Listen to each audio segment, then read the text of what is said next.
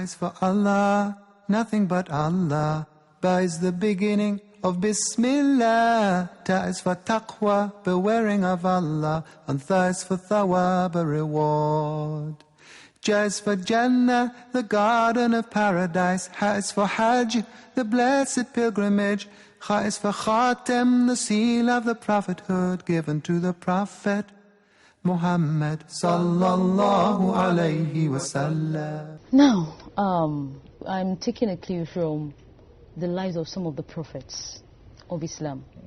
That, for instance, Prophet Noah alayhi salam, despite all his plea, his dawah, the message, he still had the child that refused to listen. So sometimes with all this, we try to make them have the knowledge that they need to equip them for the future and all that. We still have some children, still bent on going on with certain things. Now, but sometimes we could stem such. What are those? I'm talking about monitoring now. Okay. Could you give examples, or maybe due to your wealth of experience, maybe ways that parents could monitor their children in a way that, sometimes when you get a child, those that are usually evasive, when you get a child red-handed, there's a possibility of helping that child. So what are those things parents could do to actually... Okay, so first of all, I must say that parenting should be in stages. And depending on the age of the child, you want to do certain things. So one of the things that we should do as parents for our children when they're really small is we want to be role models, because they're going to do everything we do. They see us as demigods and they just want to follow suit everything. So at that stage, parents should take a lot of time and effort to be available for the children and create connections that are really deep. Once that is in place, when they get to the turbulent years, and I'm talking about the preteen years and the teenage years, it's usually easier to navigate because then the bond is still there. So even when the child has some issues or goes a bit disobedient or something, they always have something to fall back on. Is there any way that we could help a teenager that has been negatively influenced or his case is written off already? Oh, no. There's no case in the world that should ever be written off. But I would say that when a teenager has already been influenced negatively, the first thing is we need to be calm. Too many times we're too agitated, and that also doesn't help the teenager. The first thing is realization. If that teenager doesn't realize that there's something wrong with what he or she has already been influenced with, there's little we can do. So self-awareness is what we first need, and we will not get that if we're not calm. So as parents, we should be calm and then help that child to see that, can you see this? Can you see that? You don't even remember to observe your salah. You don't dress appropriately, this and that. Like when the child realizes that he or she is not living the kind of life or is not following with the family values. Remember the other time you actually told a lie, you sneaked out of the house, you did this, you did that. When we help them to realize, and most times teenagers do not like the feeling of self-righteousness from adults. So again, you don't want to say, when I was your age, I never did this. Now the child is this age and the child is doing it. So talk about the problem, not about how perfect a teenager you were. Because a lot of times in their mind they're thinking, tell me more lies. So we really have to ensure that we don't act as self-righteous parents. We just sit the teenager down, connect with them, and if we see that we can't do it, sometimes the relationship between parents and their teenagers can be so strained that they can't get some certain truths out of them. So I usually advise that look for someone the teenager respects. Your friend, it could be a family friend, it could be an uncle or auntie, or if need be, you should go professional and see a psychologist, a counselor. Have this teenager speak out, and once the teenager gets to the level of self-realization, that awareness that, oh, what I'm doing is bad, wrong. My friends are bad, how can I escape? That is when we can now help. And if it gets really bad sometimes, we may need to change the environment of that teenager. But you see, if there's no self-awareness, if you change the environment, the child will look for those same kind of friends instantly. There's been cases where parents will ask me that, why is this person always picking bad friends? Because that person has not realized. There are some people that They even move them to another country entirely, and under a few weeks, they already know where to locate the drug addicts or the prostitutes or something in that environment. So it's not really about changing the environment. All those things can come up later when that person has attained that level of, oh, I have to change my ways.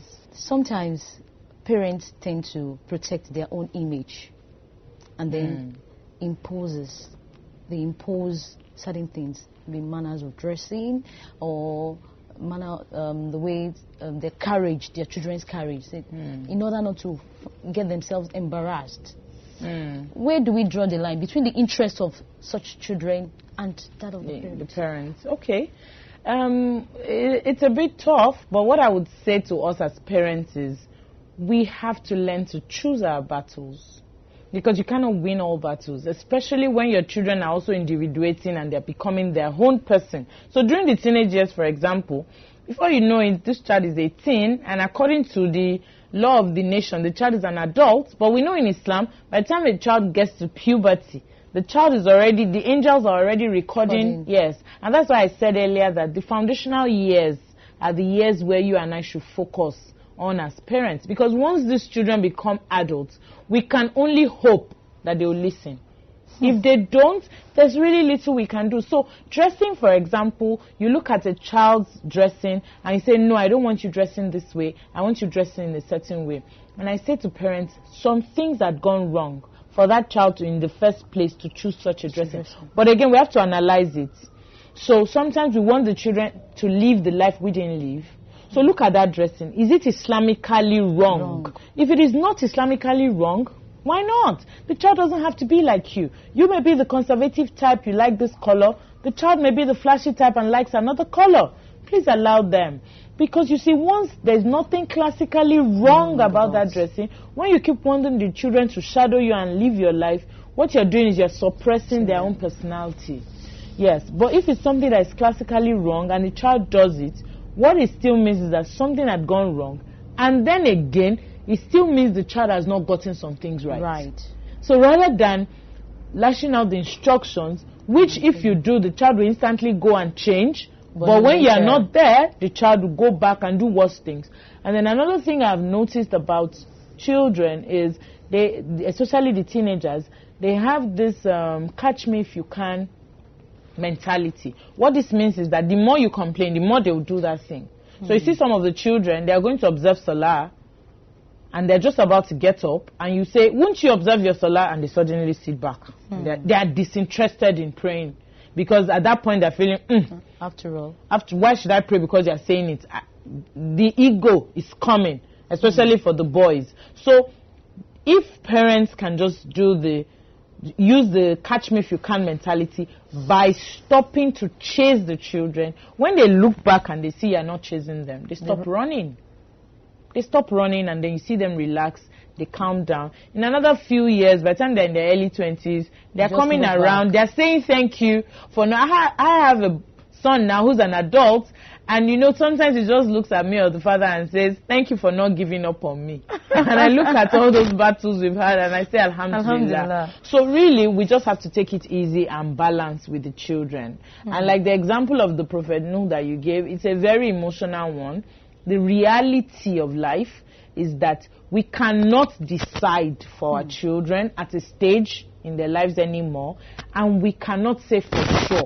Our own is just to do our part, and when we meet Allah, to be able to say, yes, I did my part as a parent, so that when Allah questions us, we will, because the Rasul says that kullukum rahi wa kullukum mas'ulun an royati, that we will be questioned, so that when we are questioned, we will be able to say, oh yes, as a parent, I did this, I did this, I put the child on the right path. But ultimately, it is for that child to follow. May Allah make it easy. Ameen. Jazakumullah khairan kaseera for shedding more light on how to stem peer influence, especially the negative one, while we are parenting our children. May Allah make our children the joy of our hearts. Ameen. Jazakumullah khairan. Alhamdulillah Rabbil Alameen. Have had in the studio Mrs. Shakira Olajobi dealing with peer pressure in parenting. Inshallah, we're going to move to the other segments that we have now. Stay tuned.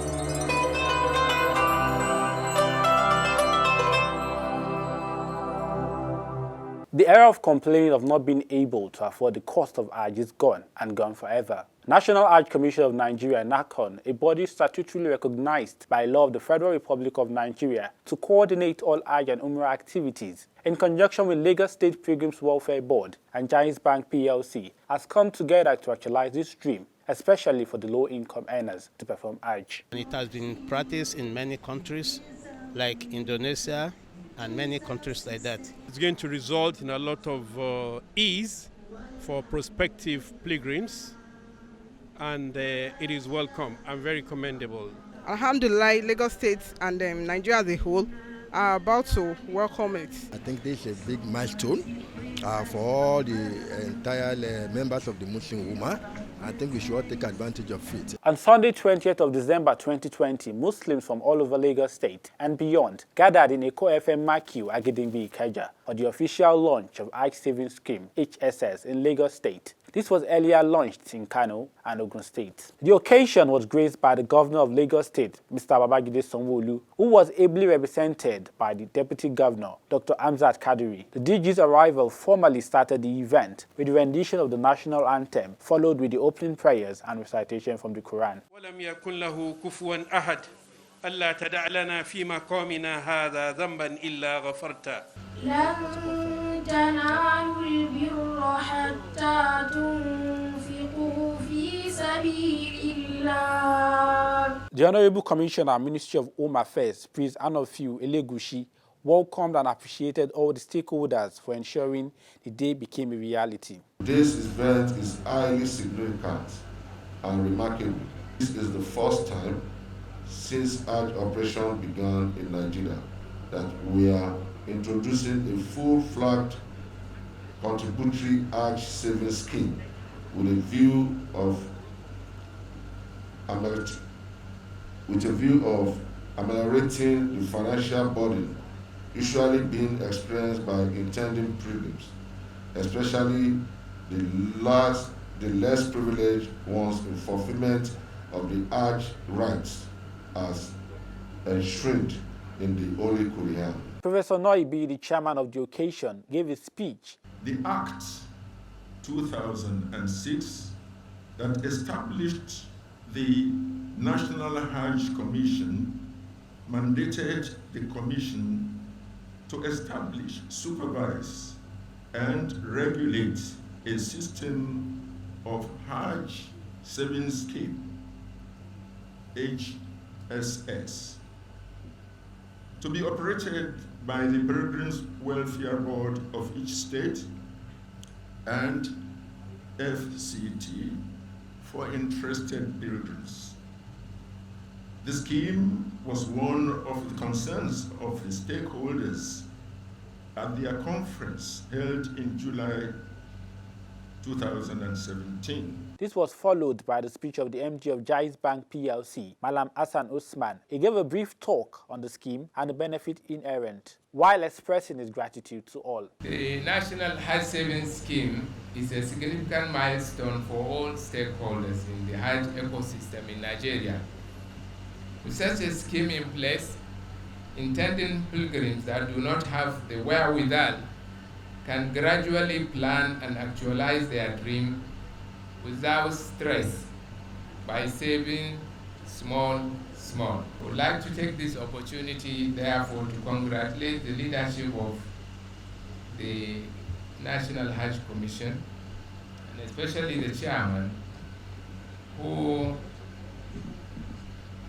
took this as the first great assignment to perform. And this is an assignment that defied two other chairmen over the last 10-12 years.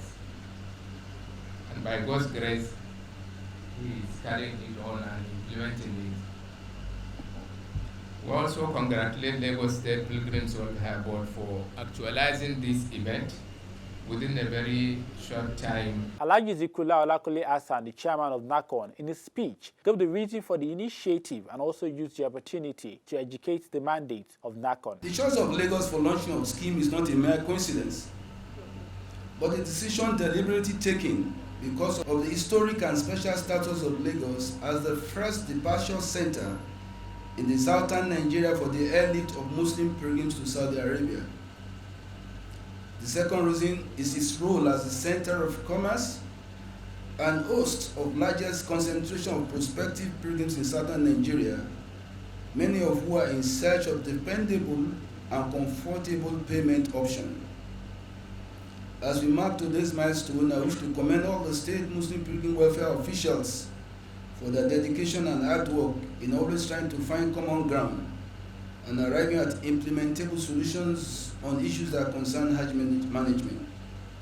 On this note, I wish to particularly commend the Lagos State Muslim pilgrim officials for particularly putting up to this event at a very short notice. The event of today is a fulfillment of our mandate using the Jaiz Bank PLC for the takeover of the High Savings Scheme. The new system will operate concurrently with what we have now known as pay-as-you-go at transitional period. However, payments made by 2020 intending pilgrims will remain with State Pilgrims Welfare Board and they will be given priority. You will recall that on 10 September 2020, I signed an operating agreement with our partner, Jaiz Bank in Abuja, to kickstart the program. This bank-led option was designed and developed as a stopgap for the full-blown High Savings Scheme, pending the conclusion of administrative and organizational structures towards obtaining operating license from the Central Bank of Nigeria. It's very important to say the reason for the choice of the bank. For about a decade, Jaiz Bank has been working on our behalf to develop and provide framework for integrating old payment system with modern day service so as to improve our Hajj system. They have been discharging those duties selflessly and with utmost integrity. Distinguished ladies and gentlemen, the operationalization of the Hajj Savings Scheme is an historic milestone in our long work towards self-financing that will win us from depending on the scarce government resources which can be utilized for provision of infrastructure and other social services in the country. At the core of the scheme is a developmental approach that seeks to liberalize payment, build value chains, and overcome the infrastructure deficit. We reaffirm our optimism that High Savings Scheme will leverage on these opportunities. It will also address the issue of poverty and inequality in the country. It will also set off a chain of benefits and domino effects in the following ways. One, protect intending pilgrims against potential fraudsters. As you know, the traditional saving method mostly used in rural areas is fraught with a lot of risk and hardship from marauders. Number two, intending pilgrims no longer need to sell off or dispose their properties or life savings to fulfill their religious obligation to the Holy Land. Number three, it will provide reliable and accurate data for effective and efficient service delivery. Number four, it will enhance advanced planning for accommodation, feeding, and airlift operation. Number five, it will strengthen the economic capacity of contributors. Number six, it will offer subsidy and a great opportunity to reduce the cost of Hajj. Number seven, there will be job creation through pockets of portfolio investment. Number eight, we will align the country Hajj system to global standard. And number nine, we believe it will boost the country GDP and provide economic power to the citizen. Brief talk on how the Hajj Savings Scheme works was given in English and Yoruba languages, respectively. It is a system that provides opportunity to every Nigerian Muslim. Whether you are a civil servant, you can start planning for your Hajj. Whether you are a farmer, you can start preparing for your Hajj. Whether you are a beggar on the street, you can start by opening the account and paying bit by bit, day. Yes, day. By paying day until it reaches the amount. As you are depositing, everybody is depositing, this amount will be collated and will be invested by the Jaiz Bank, which is an Islamic bank, as we all know. So it is going to be invested as a halal money. It is going to be invested in halal investment the profit of which will inshallah be shared between all the stakeholders at an agreed ratio. Hajj dìrọ̀rùn fún gbogbo mùsùlùmí wípé gbogbo mùsùlùmí Nàìjíríà ló lè lọ sí hajj láì sọ pé èmi ò lówó lọ́wọ́. Gbogbo ọ̀nà téèyàn bá lè fi ń ṣiṣẹ́ láyé, ó jẹ́ civil servant ni, ó jẹ́ àgbẹ̀ ni, kódà àwa àfáà tó yẹ pé Ọlọ́run ọba ní sanwó oṣù wa, báwa làwa náà ṣe fẹ́ lọ hajj, wọ́n ní òtò tí a gbé kalẹ̀ yìí ní jẹ́ bẹ́ẹ̀. Bí a ṣe máa lọ sí hajj ní rọrùn tó yẹ pé bó ṣe múrí kan lè mí níní, bó ṣe 1,000 mo níní, ìmọ̀ san díẹ̀díẹ̀, wọn ní ètò tá à ń pè ní hajj saving scheme. Hajj ká máa sanwó ní díẹ̀díẹ̀. Ipe bó la ṣe fẹ́ sọ ọ́ dìrọ̀rùn, gbogbo mùsùlùmí ọ̀pọ̀lọpọ̀ wa là ń sìn wọ́n lọ sí airport láti lọ kí ẹni tí ń lọ, táwa náà sì ń jẹ̀rán láti pàwa náà fẹ́ lọ.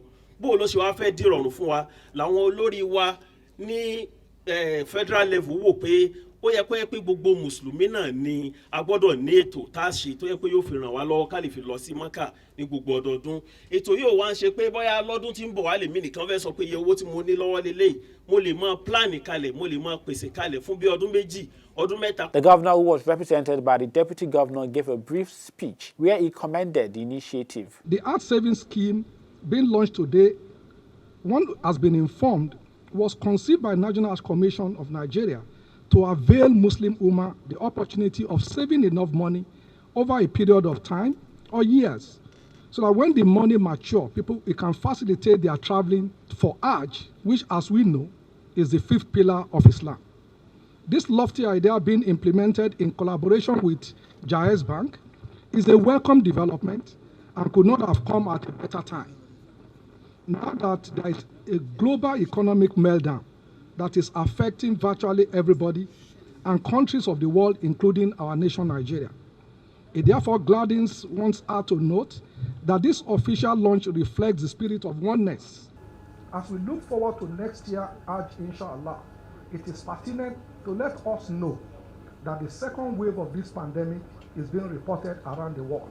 May Almighty Allah protect all of us. The representative of Ogun State Governor Alhaji Afolabi Salis, the Chief of Staff to the Governor of Ogun State, also lent a voice. We intend to extend this excellence to the implementation of Hajj scheme. We would also ensure that Ogun State implementation of this scheme becomes a reference point, and I think we demonstrated that on Tuesday.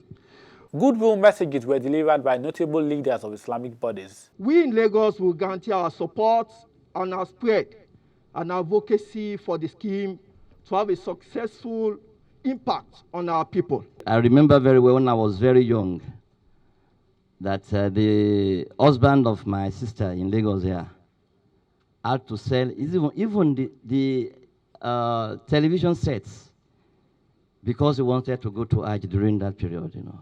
So this scheme will actually get rid of this type of actions. On behalf of Marcus, we've heard all the processes, and we promise that by the grace of Almighty Allah, it shall be implemented within our possible.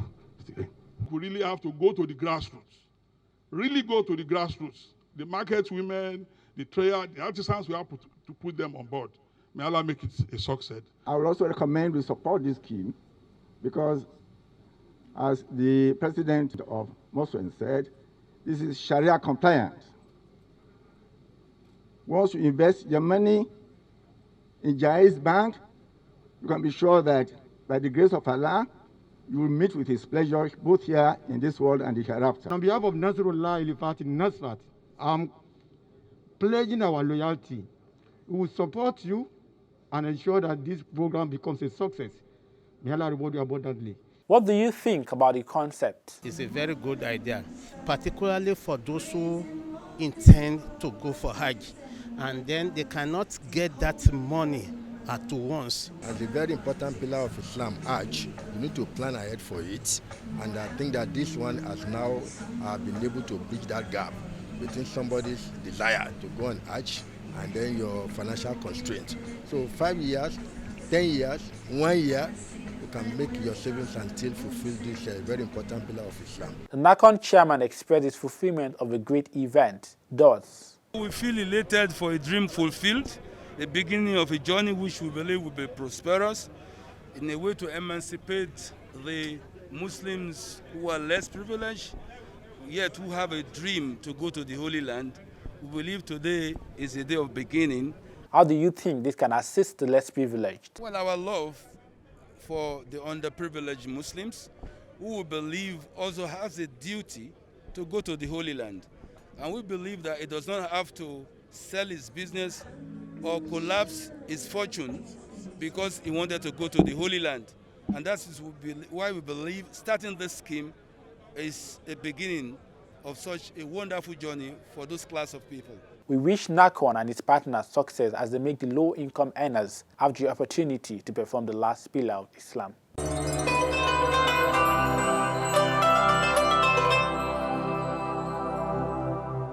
You're welcome back. The program is still Pathway to Jannah. If you are just joining us, you actually missed that discussion dealing with peer pressure in parenting. Mrs. Shakira Lajobi, an educational psychologist, actually put us through certain things.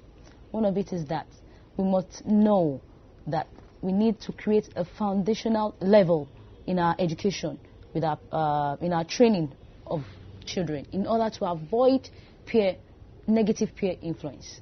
If you do not do that, what we're going to have eventually is pretense from these children until things go haywire. May Allah prevent this from happening to us. May He keep us firm on this part of Islam. I hope you picked one or two things from the other segments that we had to. Inshallah, till we meet same time, same station. Bikudratillah, ma'asalam, wa illa liqa. Every second I live, every penny I give is just for you. Every breath I breathe, every trace I leave is just for you.